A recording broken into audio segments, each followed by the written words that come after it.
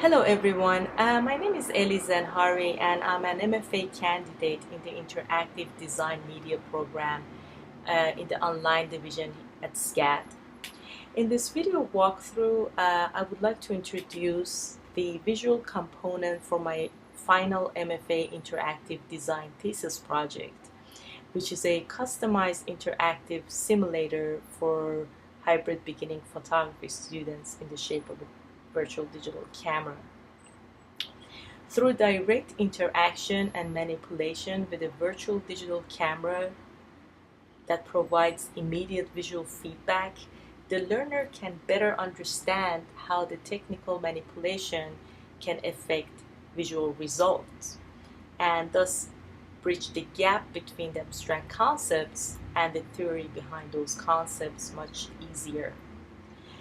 And also by empowering the learner to actively participate in acquiring new knowledge through this self-directed learning, the learner can more clearly visualize and conceptualize and ultimately materialize their unique mental vision, which is based on their prior knowledge and their prior experiences, and basically use this newly acquired knowledge that is gained through this direct manipulation with use this knowledge in the context of what they're learning and why they're learning it. I've built the interface, so it's pretty, actually I've simplified the interface so that it's better understood by a beginner learner. I've broken the information down into the four major areas that is really essential to understand for a photography student. Those areas are shutter speed setting, film speed setting, aperture setting, and image compensation setting. And I've also included a preview area of the image, and based on the setting that the user would select, the information down underneath the image would get updated. In addition, I've included tooltips. So these red boxes are basically for the learner, so when they roll over any of these sections, they actually will see the preview of what that section is. And but in the beginning, they're not going to show till the learner rolls over them, so to reduce confusion and clutter. Also, if you notice, in the previous section of the updated settings, you could see that the color is reflected by gray. The color gray basically means that that particular setting is locked in to whatever it's set on, and the learner cannot manipulate that setting. So this, I've particularly designed this layout in a way so that the information or the knowledge can be added on as the learner gets more comfortable with the basic principles.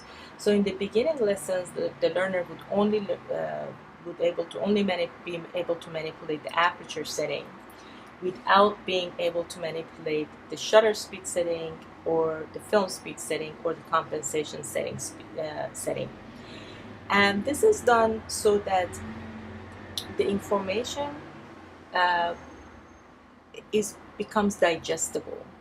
So once the learner fully understands how the aperture setting functions, then they can move to the next setting.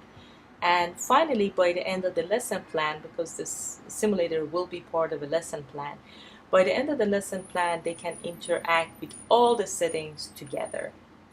So to go over the actual aperture setting that I have here, so as you could see, this one would be the only setting that the learner can interact with, and that you could see that option is reflected by the red color.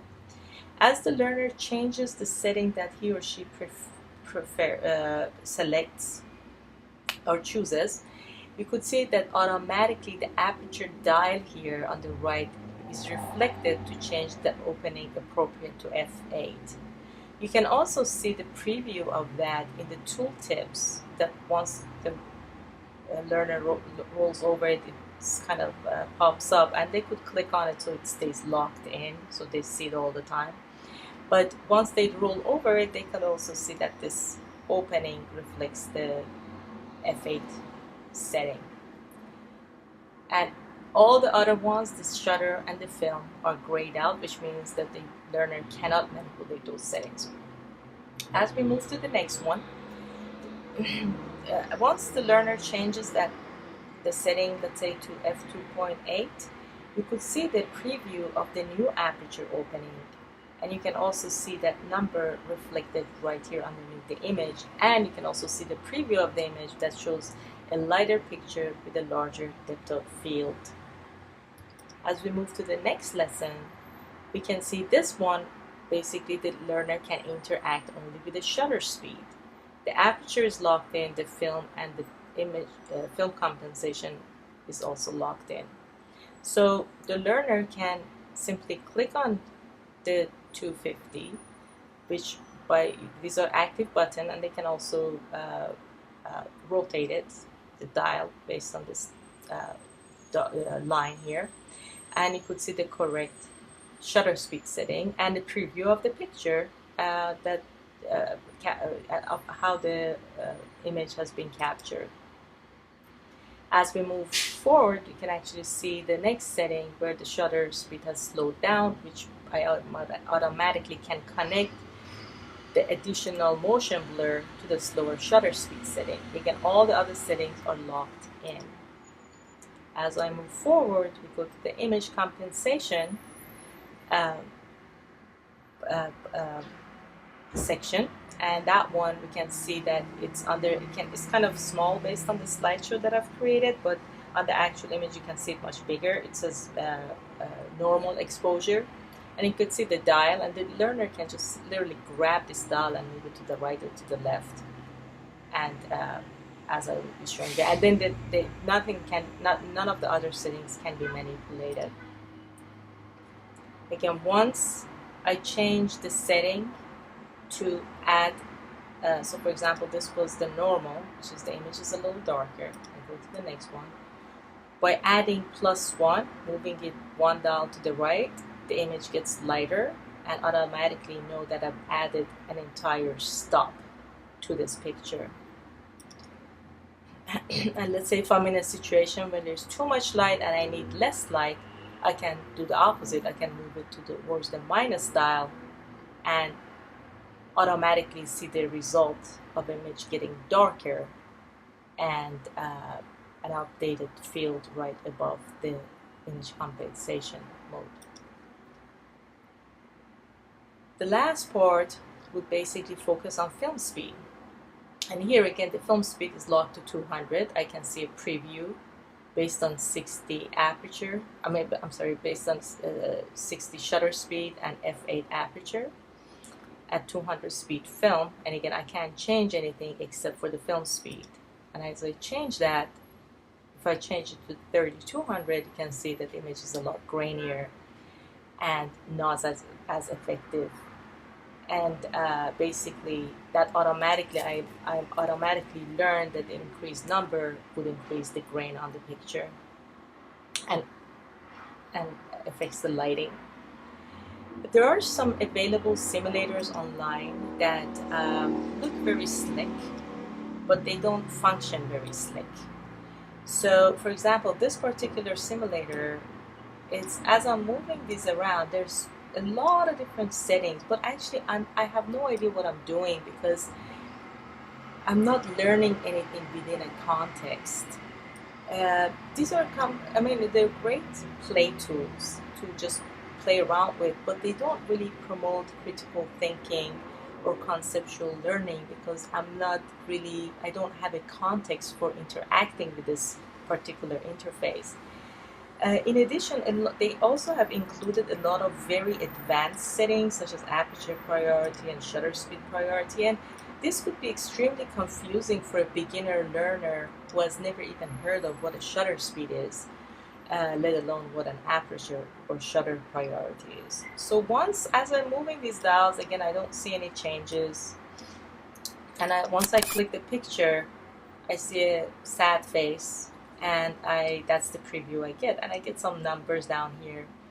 But these particular interface does not really promote critical thinking and learning, because, like I said before, there is no context in this process. We also have other textual photography resources. This is, again, one of the most popular one. And the amount of information on these websites are absolutely overwhelming, and it's very badly organized. And for a topic such as photography, I mean, this textual information and how to take a photograph without any visual reference makes this website very ineffective. What makes my proposed solution a much more powerful tool than the available simulator that I proposed is that through a more simplified interface where the information is broken down to digestible pieces, the learner can connect with, and through direct manipulation and interaction with a virtual digital camera that produces immediate result, um, the learner can really bridge the gap by understanding this new knowledge and new information in the context of what they're doing and what they're learning and why they're learning it, and and thus facilitate the process of critical thinking and conceptual learning. Um, Based on this proposal, I feel that my simulator can have a much more positive impact and can be used much more effectively than the available tools that provide information with no uh, context and without empowering the learner to get engaged in the process of direct learning. I thank you for your time, and I look forward to your feedbacks.